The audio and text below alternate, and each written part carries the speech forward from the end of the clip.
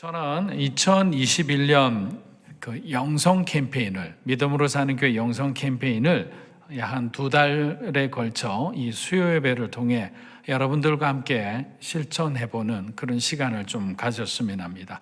그래서 캠페인 타이틀을 진짜가 되자라는 겁니다. 진짜가 되자. 왜냐하면 세상에는 진실된 그리스도인들도 많지만 그만큼 가짜 그리스도인들도 상당히 많은 것 같습니다. 그런데 더욱 안타깝고 불행한 것은 그들 자신이 가짜라는 사실을 모른다는 것입니다. 마치 리플리 증후군처럼 가짜로 만든 그 자신의 어떤 신앙생활 그 자체를 진짜인 것처럼 착각하고 살아가고 있기 때문입니다. 그래서 어떻게 그럼 우리가 가짜가 되지 않고 진짜가 될 수 있을지, 그래서 우리가 말씀을 중심으로 함께 나누고 기도하면서 가짜 탈출, 진짜가 되는 그 과정들을 함께 솔직한 마음으로 걸어갔으면 좋겠습니다. 그래서 오늘 진짜가 됩시다 첫 시간으로 하나님의 말씀, 이 말씀을 주제로 여러분들과 잠시 좀 나누고자 합니다. 왜냐하면 영적인 진짜와 가짜를 이렇게 분간할 수 있는, 분별할 수 있는 것은 성경에 나와 있듯이 하나님의 말씀인 거죠. 하나님의 말씀, 그 다림줄이 기준이 되어서 참과 거짓이 나누어지는 거죠. 알곡과 이 쭉정이, 이게 다 구분이 되는 겁니다. 자, 우리 마태복음 23장 28절 한번 읽어보겠습니다. 이와 같이 너희도 겉으로는 사람에게 옳게 보이되 안으로는 외식과 불법이 가득하도다. 자, 겉은 본질한데 안에는 외식과 불법이 가득하다. 안에 있는 것을 우리가 어떻게 알겠습니까? 결국 우리들의 보여지는 이 부분이 전부가 아닌 것을 저와 여러분은 잘 알고 있습니다. 남들이 모르는 장점도 있기 때문에 그 장점이 어떻게 공동체에 잘 어필할 수 있을까 이렇게 고민하는 분들도 있습니다. 나에게도 이런 기회가 있으면 한번 이렇게 나도 이런 걸 잘한다는 걸 보여주고 싶은데, 아니 기회를 주지 않으니까 하나님 내게 주신 이 장점을 어떻게 이렇게 발휘할 수 있는 그런 어떤 시간조차가 없는 거죠. 반면에 다른 사람이 알면 굉장히 창피하고 수치스러운, 별로 좋아하지 않을 만한 그런 성품이나 그런 어떤 기질이나 그런 성향을 저와 여러분이 갖고 있을 수도 있는 거죠. 만약에 그러한 것들을 갖고 있다면 어떤 마음일까요? 숨기고 싶을 거예요. 노출하기 싫을 거예요. 그렇게 많이 숨기고 살아가는, 겉으로 보여지는 아주 장점은 아주 적고, 사실은 정말 이 빙산의 그 드러난 부분이 아니고 물 수면 아래 잠겨 있는 더 많은 부분이 별로 바람직하지 않는 삶을 살아가는 사람인데도 불구하고 우리는 착각하고 살아가는 거죠. 영적으로 우리가 잘 분별하지 않으면 사람에게 너무나 쏟기 쉬운 거예요. 우리가 지금 보여진 모습만 보고 사실 막 바리새인 서기관들을 욕하지만 우리들도 그 사람들하고 다를 바 없다는 것을 어느 순간 인정할 수밖에 없게 되는 겁니다. 그래서 저와 여러분은 우리 자신을 너무 지나치게 사랑하거나 의지하거나 그리고 신뢰해서는 안 된다는 겁니다. 무엇을 의지하죠? 하나님의 말씀입니다. 하나님의 말씀을 의지하는 여러분이 되시길 축복합니다. 말씀을 붙드는 자가 되어야 되는 거죠. 말씀하고 씨름하는 자가 되어야 되는 겁니다. 왜냐하면 그것밖에 없어요, 길이. 다른 길이 있다면, 여러분을 살릴 수 있는 길이 있다면 그 길을 제가 말씀드리죠. 그러나 제가 지금까지 배우고 경험한 하나님은 말씀을 통해 인도하시는 하나님이시라는 거예요. 우리는 그래서 가끔 서로 이런 질문을 하기도 하고 이런 질문을 받기도 합니다. 당신의 어떤 평생의 삶을 이끌어주고 지켜주는 레마의 말씀이 있으십니까? 라고. 여러분은 혹시 있으십니까? 자, 이 말씀은 뭐냐면 우리들의 어떤 지식 속에 들어있는 말씀이 아니라는 것 정도는 알 수가 있는 거죠. 여기서 말하는 것은 어떠한 성경 말씀을 통해 예수님이 저와 여러분에게 콕 찍어 직접적으로 말씀하시는, 그게 바로 레마라는 거죠. 그냥 읽어 내려가는데 그냥 지식적으로 쌓여지는 말씀이 아니라 여러분의 마음에 울림이 되는, 변화의 계기가 되는 어떤 역동적인 어떤 뭔가 사건을 일으키는 그 말씀, 그게 바로 레마라는 거죠. 그래서 신약 성경에는 말씀이라는 단어가 두 개가 나옵니다. 하나가 앞서 말씀드린 대로 로고스예요. 또 다른 하나가 레마라고 합니다. 자, 로고스는 그냥 그대로 사전적 의미로 하면 모든 사람들에게 공통적으로 주어지는 그 성령의 감동을 받은 사람에 의해서 기록되어진 말씀, 바로 성경이죠. 자, 여러분들 성경을 읽을 때마다 여러분 막 그냥 가슴이 뜨거워지고 막 새로운 도전이 생기고 여러분 마음속에 정말 깊은 후회와 회개가 터지던가요? 아니죠. 그냥 어쩔 때는 그냥 읽어 내려가는 거죠. 그리고 당시 예수님의 제자 중에 마지막 제자가 가룟 유다가 죽은 후에 마띠아라는 사람이 예수의 12제자로 채워졌구나. 그러니까 이건 뭐죠? 깨달음인가요? 아니면 지식인가요? 지식에 가까운 거죠. 그러니까 성령님께서 역사하지 않은 이상 우리가 성경을 통독하거나 묵상할 때는 대부분은 성경의 지식으로 저와 여러분에게 어떤 지식적인 유익함을 줍니다. 그런데 얘기치도 않았는데 평소 때 그냥 스쳐 지나가던 말씀인데 여러분이 새벽 기도 때 목회자를 통해서나 여러분이 개인적으로 기도한 다음에 뭔가 말씀을 자꾸만 그 디모데전서 말씀을 찾고 싶어서 그것을 찾다 보니까 한 구절이 눈에 띈 거죠. 너희는 하나님께 소망을 두라. 하나님께 소망을 두라. 지금까지 하나님께 소망을 두지 않고 세상 바라보고 살아가는 사람이 그 한 말씀 가지고 갑자기 그 안에서 자기 자신의 지난 시간의 모든 것이 그냥 다 토해내면서 그렇게 울고 불고 하면서 주님 앞에 회개하는 거죠. 이런 것이 레마의 말씀인 거죠. 여러분의 삶을 아주 180도로 정말 세상 가운데 살아가던 사람이 왜 당신이 돌아왔습니까? 하면 우리 보통 바깥에 가면 노방전도 예전에 많이 했었잖아요. 근데 사실은 노방전도하는 그런 찬양하고 기타 치고 이렇게 작은 스피커 놓고 하는 사람들만 보면 경멸했던 사람이, 물론 이제 예수를 과거에 어렸을 때 믿고 다녔지만 온 집안의 교회로 인해 상처받고 그냥 예수를 안 믿기로 작정한 사람들인데, 근데 지나가는데 한 찬양의 말씀, 그 말씀의 가사가 그냥 마음에 꽂히더니 가던 발걸음을 멈추고 그곳에 서게 하는 거예요. 근데 자기도 몰라요. 그냥 찬양을 듣는데 눈물이 주르륵 흘러내리는 거죠. 이런 것이 어떤 레마인 거죠. 우리는 과연 정말 레마의 말씀, 우리 인생을 변화시키는 그 한 말씀을 가지고 있느냐? 가지고 있는 사람과 없는 사람은 아마 천지 차이일 겁니다. 자, 성경 속에서 예를 들면 마리아가 천사의 말을 들은 후 이렇게 고백하는 장면이 나옵니다. 우리 누가복음 1장 38절 한번 읽어보겠습니다. 마리아가 이르되 주의 여종이오니 말씀대로 내게 이루어지이다 하매 천사가 떠나가니라. 자, 여기서 말씀대로의 이 말씀이 헬라어로 보면 레마라고 적혀 있습니다. 자, 마리아에게 천사가 전해준 말씀은 마리아의 인생을 바꾼 말씀이었어요. 그럼 마리아는 선택을 할 수 있는 기회가 있었어요. 천사가 주신 그 레마의 말씀대로 순종할 것인지 아니면 그냥 잉태한 아이를 지우고 자기 인생을 살아가든지.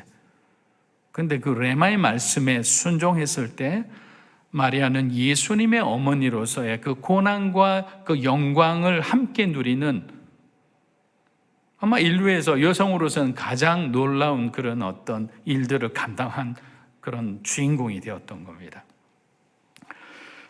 사랑하는 여러분, 보통 목회자나 선교사로 부름을 받은 그 분들의 어떤 간증을 보면 대부분 이 부르심에 대한 말씀을 본인들이 받아 갖고 있어요. 그걸 붙들고 사는 거예요. 힘들 때마다. 또 선교지에 갔는데 생각했던 것보다 뭐 만만치 않죠. 현실이니까 선교는. 선교사님에게 가장 좋았던 때는 언제냐고 하면 파송받을 때. 많은 사람이 축복해주고 막 너의 가는 길에 뭐 이런 찬양 파송의 노래 불러주고 막 가슴이 뜨겁고 눈물이 나고, 나는 그곳에 가자마자 나는 순교하는 마음으로 섬기리라. 그런데 그냥 그 도착한 그 지역의 날씨 때문에 그냥 시험 들기 시작하죠. 뭐 40도 푹푹 쪄내려가고 벌레가 막 왔다 갔다 하고, 현실 안에서 자기가 얼마나 급품 가운데 하나님 앞에 그렇게 감히 외쳤든지 고백했든지 그걸 알게 되는 거죠. 자기의 밑바닥이 다 드러나는 거죠. 거기서부터 선교가 시작되는 거예요. 제가 말씀드렸잖아요. 랄프 윈터 그 선교사님이 선교에 대한 정의는 내가 죽고 예수가 사는 거라 했잖아요. 결국에는 계속 죽는 거예요. 날마다 죽는 거예요. 자기 주장이 죽는 거예요. 자기 고집이 죽는 거예요. 자기 욕심이 죽어가는 거죠. 사람들로 기대하는 모든 것을 지워냈을 때 예수님이 비로소 나의 그 순종의 삶을 통해 그분만이 빛나게 되는 거잖아요. 저는 저희 교회도 마찬가지로 생각합니다. 재능 있는 여러분, 좀 어떤 팀워크를 가진 이 사람들이 만약에 코로나가 아니고 뭐 30명, 40명, 100명 순식간에 뭐 어마어마하게 부흥을 했다. 하나님 영광 받을까요? 아마 우리 마음속에는 다들 자기 때문에 부흥했다 생각할 거예요. 근데 지금 이렇게 부흥 안 하는 거, 자기 때문에 부흥 안 한다고 생각하는 사람 저부터 아무도 없을걸요. 코로나 탓만 할 거예요. 때가 되지 않았는데, 우리는 잘할 수 있는데 코로나가 다 막았어요. 물론 외부적인 환경은 그렇지만 어떻게 보면 저부터 하나님이 주시는 부흥을 담을 만한 그릇이 안 되었던 거죠. 뭔가 하나님 보기에 부족한 것들이 있었으리라 저는 그렇게 생각해요. 그 부분을 계속 아픈 부분, 여린 부분, 내 안에 감소진 부분을 하나님이 드러나게 해서 그걸 자꾸만 청소하고자 하는 거예요. 저와 여러분이 감추고 있는 것을 드러나야 되잖아요. 그래서 어떻게 보면 우리의 잘못과 실수와 실패가 드러나는 것은 반대로 생각하면 복이 되는 거예요. 그걸 통해서 하나님께서 새롭게 만들어 주시는 거잖아요. 더 건강해질 수 있는 거예요. 자, 여러분에게 한번 여쭤봅니다. 혹시 여러분의 평생에 레마의 말씀이 있는 분, 손 한번 들어보세요. 네, 상당히 많은 분들이 있는 것처럼 보입니다만 혹시라도 만약에 없다면 여러분 그런 게 있어요. 여러분들이 어려울 때마다 찾아보는 말씀이 있잖아요. 그 말씀도 여러분의 레마가 될 수 있는 확률이 있어요. 왜냐하면 항상 어려울 때마다 나는 이사야 41장 말씀을 보면서 강하고 담대하라, 두려워하지 말라, 내가 너와 함께함이라, 이런 말씀이 있다면 그 말씀을 붙들고 살아간다면 그 말씀이 어떻게 보면 여러분의 레마의 말씀에 가까운 말씀이죠. 하지만 이왕이면 하나님을 인격적으로 실제 삶 가운데, 기도 가운데 여러분들이 말씀으로 한번 부딪혀 보는 거죠. 그 말씀을 한번 붙잡아 보는 거죠. 그러면 결정적일 때 여러분이 살아날 수 있는 그 길들을 찾게 됩니다. 저는 요한복음 14장 6절 말씀이거든요. 요한복음 14장 6절 말씀을 늘 언제나 묵상을 해요. 힘들 때마다. 예수께서 말씀하시되 내가 길이요 진리요 생명이니 나로 말미암지 않고는 아버지께로 올 자가 없다. 그러면 길이라는 것에서 그냥 모든 게 끝이 나요. 이렇게 교회가 또 여러분의 어떤 우리가 인간관계나 아니면 뭔가 이렇게 막힌 상황이 많잖아요. 많은 사람들이 길을 찾지 못해 헤매고 있는데, 방황하고 있는데, 예수님이 길이라면 나는 예수님만 붙들어야 되겠다. 세상에는 속이는 길도 많은데 이 길이 축복이라 해서 따라갔더니 아무도 없고 다 빈털터리처럼 그냥 산적 같은 놈들이 와서 다 빼앗아 버리고. 그런데 예수님은 그렇지 않잖아요. 온 세상 우리를 버려도 예수님은 안 버린다고 그랬어요. 끝까지 붙들어 주신다 했잖아요. 저와 여러분을 위해 함께 울어주는 분이 예수님인 거예요. 그렇기 때문에 레마의 말씀, 여러분의 인생을 바꾸는 말씀을 가지고 있는 사람과 또 그것을 가지고 있다고 다가 아니에요. 그것을 힘들 때마다 붙들고 믿고 순종하고 나가야 되는 거죠. 그러면 정말 그리스도 안에서의 새로운 삶, 여러분이 1층, 2층이라면 최소한 2층 이상의 단계의 그런 놀라운 계시의 삶을 살아갈 수가 있는 거예요. 바울은 삼층천의 그 높은 하나님 앞에 정말 하나님이 웬만한 건 다 보여주신 거죠. 그런 계시를 받은 자니까 우리가 상상할 수도 없는 그런 고난 가운데서도 그는 고난에 굴복하지 않았던 거예요. 왜? 보았던 사람이잖아요. 경험했던 사람이죠. 하나님의 은혜를 맛본 사람이잖아요. 그래서 왜 신앙에 있어서 하나님을 경험하는 경험하는 삶이 중요하느냐? 그 하나님을 우리는 절대로 배반할 수 없는 거죠. 우리가 가야 하는 곳이 얼마나 정말 아름답고 은혜로운 것인지를 아는데 왜 우리가 이 세상에 썩어지고 없어지는 유하는 것에 저와 여러분이 배팅하느냐 이거죠. 100% 질 건데. 그렇기 때문에 레마의 말씀은 그러면 누구에게 주어지느냐 궁금하실 것 같아서 여러분에게 한번 말씀을 나누고자 합니다. 첫째는 말씀을 사모하는 사람에게 주세요. 말씀 제대로 읽지도 않는데 알고 있는 게 없는데 무슨 말씀을 갑자기 주시겠어요? 여러분들이 매일 말씀을 통독하는 거, 또 QT를 생활화하는 거 굉장히 중요한 거예요. 저희가 어떤 양육의 가장 핵심의 날개로 온누리교에서 저희가 배운 그 QT와 1대1을 양날개로 이렇게 축으로 세워 나갈 건데, 근데 QT의 생활화는 하나님 앞에 여러분의 성실함이 보여지는 거예요. 여러분 일주일에 한 번 묵상하는 거는 어렵지 않을 거예요. 2번까지도 괜찮을 거예요. 그런데 매일 새벽 기도 때 목회자들이 번갈아 나와서 여러분에게 말씀을 먹이기 위해서 준비해서 나누는 그 말씀, 그리고 그 말씀을 여러분들이 듣고 난 뒤에 그걸 가지고 가서 여러분들이 다시 한번 재해석하고 여러분의 삶에 적용하고 그것을 놓고 기도했을 때, 그렇게 우리가 살아가는 삶과 그냥 예배 참석해서 멍하니 한번 듣고 아멘하고 기도하고 끝나는 사람과 그 시간조차 나타나지 않고 그냥 그 시간을 그냥 허송세월 보내는 사람, 예배 때 만약에 나타나지 않더라도, 여러분 참여하지 않더라도 여러분이 큐티 말씀, 생명의 말씀 그 책을 사서 하나하나 읽으면서, 때로는 시간이 없으면 그냥 통독을 하세요. 이렇게 흘러도 읽고 여러분에게 주는 한 말씀, 그냥 이렇게 꽂히는 말씀 구절들이 있거든요. 그 구절을 잠시 묵상하고 기도라도 하는 거죠.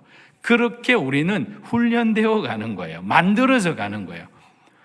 저와 여러분의 삶을 그대로 적용하면 신앙생활은 해석하기 어렵지 않아요. 여러분 운동선수가 되려고 하면 육상선수는 육상에 필요한 근육을 만들어야 되잖아요. 예전에 그 유명했던 그 농구계의 황제라는 사람 이름이 누구죠? 마이클 조던이잖아요. 마이클 조던이 갑자기 어떻게 됐죠? 그 은퇴를 선언하더니 시카고 화이트삭스의 메이저리그 야구 선수로 하겠다고 그냥 했어요. 근데 그분이 나중에 인터뷰 때 고민했던 얘기를 하는데, 뭐가 제일 힘들었느냐? 근육이 달라 힘들었대요. 농구 선수가 쓰는 근육이 있기 때문에 트레이닝을 받을 때는 농구하기에 가장 적합한 그 부분이 발달되게 훈련을 하는 거예요. 그런데 농구 선수가 야구를 하려고 하니까 야구 선수하는 그 근육은 발달이 안 돼 있는 거죠. 그러니까 농구계에서는 정말 넘버원 중에 넘버원인데 야구에 오니까 마이너리그에서 전전하게 되는 거예요. 저와 여러분도 마찬가지입니다. 신앙의 근육이 있는데 여러분이 세상 근육만 발달되어 있다면 신앙은 안 돌아가는 거죠. 그 근육이 없는데 어떻게 사용합니까? 그래서 그 근육을 만들어가는 것이 매일마다 하나님의 말씀을 여러분들이 묵상하고 그것을 정리하고 여러분의 삶에 적용하기 위해서 노력하는 것이 하나하나 작은 근육부터 만들어지게 되는 거예요. 어느 정도 이해되세요? 그렇게 하나님은 갑자기 어느 순간에 그냥 짠 하고 아브라함과 모세에 나타나듯이 그렇게 하는 것은 굉장히 드문 방법이세요. 그렇게 나타나는 사람의 공통점이 뭔지 아세요? 말 안 듣는 사람이에요. 말 잘 들으면 그냥 조금만 사인만 주면 되지. 말을 안 들으니까 불 같은 곳에 나타나가 아주 초자연적으로 아들아 해가 부르잖아요. 그런 부르심에 대한 환상을 가지지 마세요. 얼마나 말 안 들었으면 저렇게까지 하나님 부르시려고 하나. 말 안 듣고 그냥 그런 어떤 체험이 없이도 말씀 듣고 여러분이 인도함을 받았으면 얼마나 훌륭한 겁니까? 그래서 저는 가급적 만약에 저희 아들 같으면 그냥 목사가 된다면 신학교부터 이렇게 갔으면 좋겠어요. 세상 가운데서 경험해서 이렇게 세상을 이해하는 어떤 깊이도 있지만 세상으로 받는 많은 상처도 있습니다. 근데 신학교부터 쭉 올라오게 되면 하나님을 이해하는 마음이 강하거든요. 물론 다 그렇다는 건 아닙니다. 또 바깥에 있는 사람들은 또 일반적으로 그냥 일반적인 코스로 자란 사람보다 깊이 있게 사람들을 품어내는 언더스탠딩에 아주 탁월함이 있어요. 근데 그 다 뭐냐면 말씀을 통해 하나님을 경험한 사람들이거든요. 제 말은 여러분이 그냥 안 해도 되는 고생을 할 필요는 없다는 겁니다. 안 해도 되는 죄를 범할 필요는 없는 거죠. 그래서 그 죄 때문에 힘들어한 걸 내가 한번 경험해봤어. 이건 자랑이 아닙니다. 안 해본 것이 더 복된 거라는 거죠. 그러니까 여러분 자녀들을 놓고 하나님 아버지, 이 아이가 꼭 죄를 한번 경험하게 해서 죄의 무서움이 뭔지를 꼭 알게 해주십시오. 이렇게 기도하는 부모님 어디 있습니까? 죄로부터 멀리하게 하시고 하나님을 평생 하나님 말씀 가까이 있는 자녀가 되게 해달라고 기도하잖아요. 그렇게 잘하는 게 더 좋죠. 그리고 우리가 누가복음 9장 23절 우리 한번 읽어보겠습니다. 또 무리에게 이르시되 아무든지 나를 따르오거든 자기를 부인하고 날마다 제 십자가를 지고 나를 따를 것이니라. 자, 하나님의 말씀을 가까이 하려고 딱 보니까 이런 말씀이 톡톡 우리 마음에 걸리는 거죠. 근데 여기서 뭐가 걸리느냐면 또 무리에게 이르시되 아무든지 나를 따라오려거든 자기를 부인하고 자기 십자가를 지고 나를 따를 것이다. 자, 여기까지는 뭐 그 부인의 깊이와 십자가의 의미를 잘 모르면 따라갈 수 있어요. 그런데 딱 읽었을 때 난 크리스찬들도 이 부분은 알아요. 날마다 여기가 걸리는 거예요. 여러분 날마다 큐티하기 힘들잖아요. 날마다 봉사하기 힘들죠. 날마다 자기 자신을 그냥 참아내고 어떤 폭발하지 않고 자기가 인내하고 견디는 거 힘들잖아요. 근데 여기는 날마다라고 적힌 거죠. 이 단어가 여러분을 진짜가 되게 해주는 거예요, 여러분. 이 날마다라는 부분을 빠뜨리고 하면 여러분 정말 진짜가 되지 못해요. 말씀 묵상하기로 하면 날마다 해야 되는 거죠. 내가 하고 싶으나 하기 싫으나 비가 오나 눈이 오나 쨍쨍한 때학볕 가운데서도 하나님의 말씀을 소홀히 하지 않고 우리 인생의 가장 중요한 곳에 놓을 때 하나님은 우리의 구원자가 되고 우리의 삶의 승리자가 되어서 찾아오시는 거예요. 1907년 평양대 부흥운동의 주역이었던 여러분 한 번, 두 번 들어보셨던 분도 계시는데 길선주 목사님이라고 들어보셨나요? 근데 이분은 살아있는 어떤 성경으로 불리울 정도로 말씀이 굉장히 해박한 분이셨어요. 그래서 그분은 한번 일단 성경을 손에 쥐면 성경을 이렇게 놓을 줄은 몰랐다고 합니다. 근데 저와 여러분은 핸드폰을 한번 쥐면 놓을 줄은 모르는 거예요. 성경을 쥐지 않고. 근데 그분은 어떻게 했냐? 평생 40년 동안 구약만 30독, 신약 100독, 요한계시록만 1만 독을 했다고 합니다. 근데 이분이 나이 29세 때 세례받고 변화됐거든요. 지금 이 시간 29세 미만에 있는 분에게 여러분 도전을 드립니다. 이분도 29세부터 40년 동안 이렇게 했는데 구약 30독, 신약 100독, 요한계시록만 1000독입니다. 조금 줄이더라도 한번 여러분들이 오래 기도하면서 하나님 올해의 목표보다 인생의 목표를 한번 세우세요. 인생의 말씀궤 1년에 몇 번씩 어떻게 하나님 앞에 한번 서보겠습니다. 말씀의 사람 한번 돼보겠습니다. 주님 주신 그 레마의 말씀 붙들고 마지막 시대에 어떻게든 승리자의 삶을 살아보겠습니다라고 여러분이 각오하고 결단하면 성령 하나님이 반드시 도와주리라 믿습니다. 두 번째는 어떤 사람에게 레마의 말씀이 임하느냐. 자, 평소 때 우리가 하나님의 말씀의 의미를 우리가 바르게 깨닫고 결국에 순종하는 사람이야. 말씀대로 살아가는 사람. 깨닫는 사람은 많이 있습니다. 지금 제가 이렇게 말씀을 전해도 저도 마찬가지지만 어떤 말씀이면 이런 말씀, 이런 해석은 새롭다. 그렇구나. 우리가 정말 이렇게 순종해야지. 매일매일 성실함을 통해 날마다 하나님 앞에 나아가는 그 성실함이 결국 우리에게 좋은 신앙의 근육을 만들어서 정말 말씀의 사람으로 이 땅 가운데 마지막 시대에 영적으로 정말 잘못된 것을 잘 분별하면서 승리하는 그리스도인의 삶을 살아갈 수 있지. 그런데 오늘 설교 딱 끝나고 내일 아침부터 여러분들이 말씀을 가까이 하지 않고 그냥 평소 때처럼 그냥 필요할 때 찾는 말씀이 돼가지고는 아무런 능력이 없죠. 왜 능력 없는 크리스찬이 많느냐? 왜 가짜가 많느냐? 가짜 같은 행동을 하기 때문인 거죠. 진짜의 과정을 아무도 안 밟잖아요.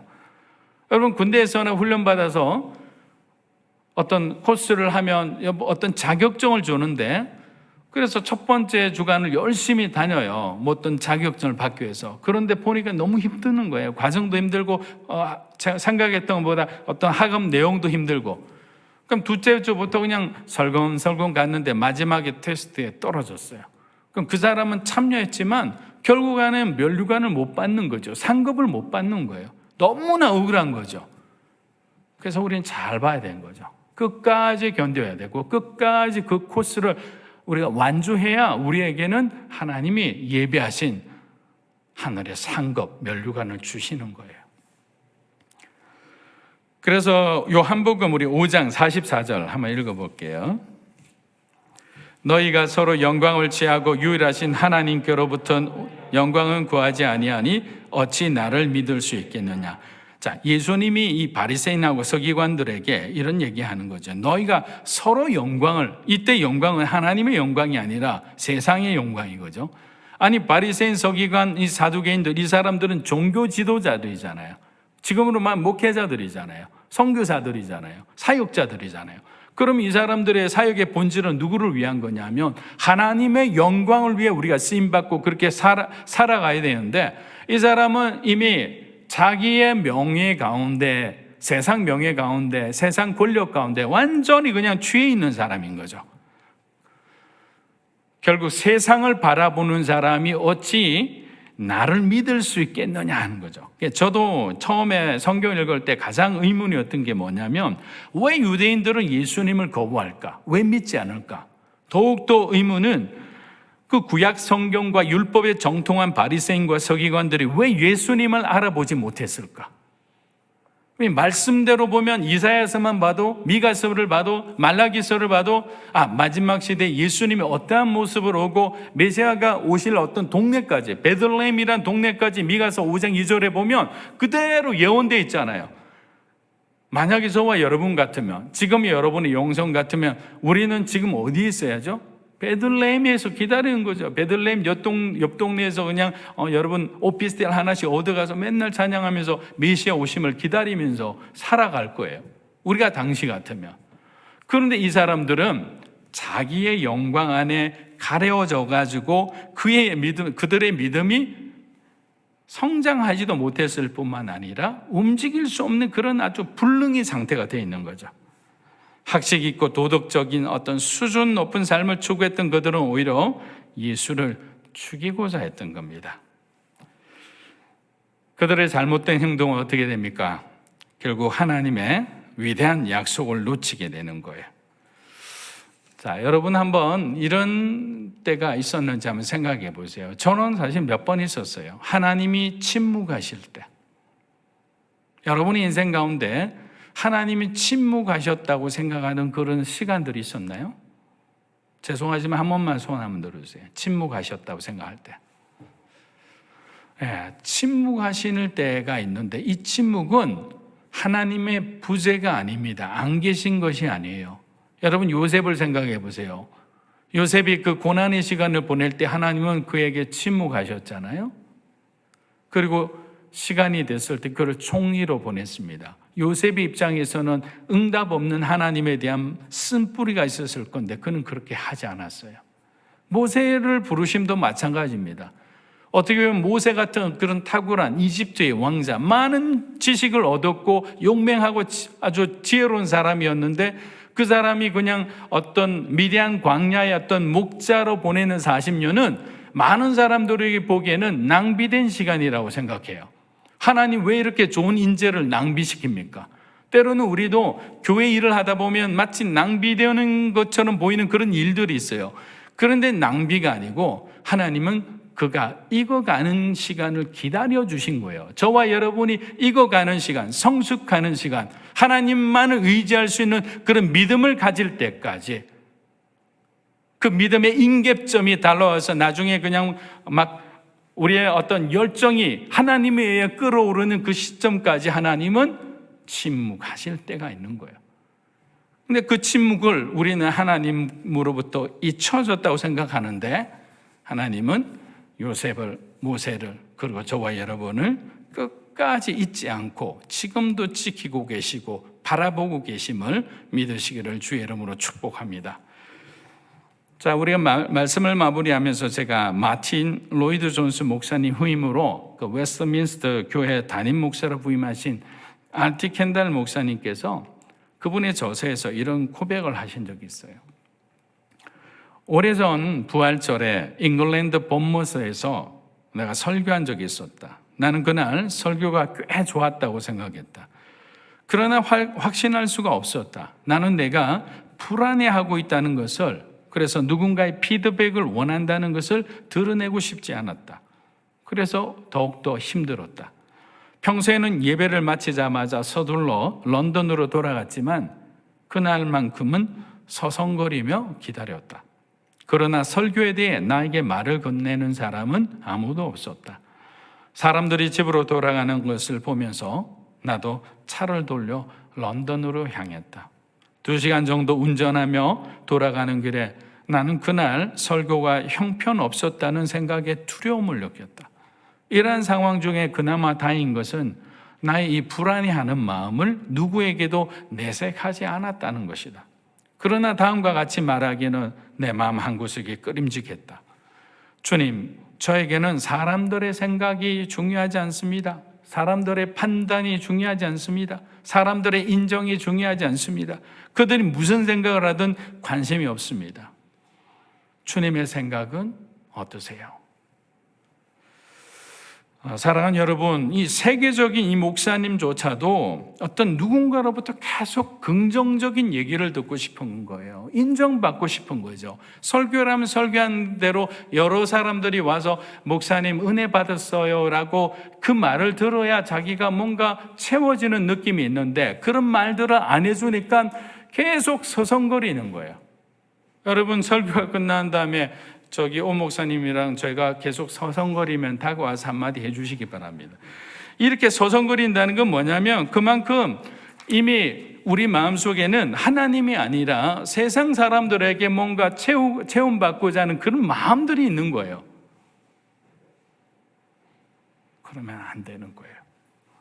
우리 인생을 바꾼 평생의 레마의 말씀은 결국 우리가 사람을 바라보지 않고 하나님을 바라볼 때 저와 여러분에게 주어지는 놀라운 하나님의 은혜이자 축복이라는 겁니다. 말씀을 가진 자와 못 가진 자는 위기의 순간에 달라집니다. 혹시 오늘 이 말씀을 듣는 분들 중에 여러분의 인생을 바꿀 만한 이 레마의 한 말씀을 붙들고 있지 않다면 어떤 고난과 어떤 어려움 때문에 여러분의 마음이 말씀을 들을 여유조차 없다면 이 순간 여러분의 생각과 마음을 내려놓고 말씀을 붙들고 말씀 속에 길을 찾아서 승리하는 그리스도인이 되기를 주의 이름으로 축복합니다.